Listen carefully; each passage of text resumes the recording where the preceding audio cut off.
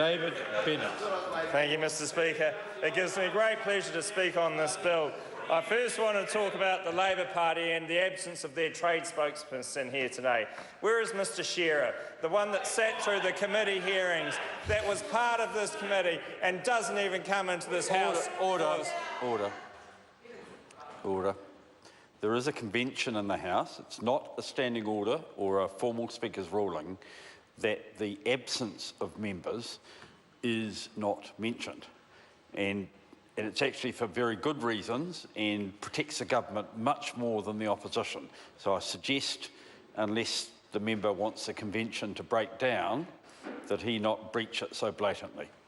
David Bennett. Mr Speaker.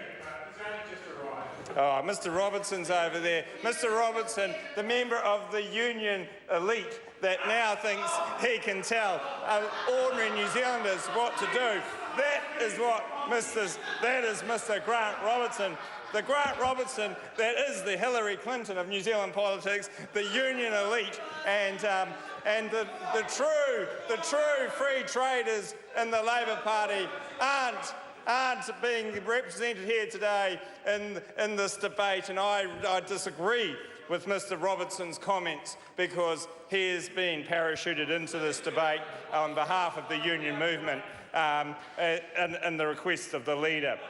Then we come to New Zealand First, the New Zealand First Party that suddenly doesn't want free trade with America, doesn't want free trade with Canada, doesn't want free trade with Mexico, doesn't want free trade with the Asian countries, but quite happy to have free trade with Russia.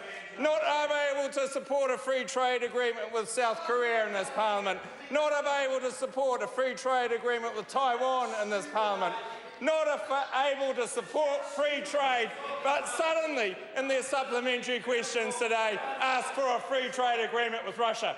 I say to New Zealand First, be consistent in your argument. Be consistent in what you say in this House. Pardon, what is this? What is this member saying? This member that nobody knows his name apart from being the angry version of the leader of the New Zealand First Party.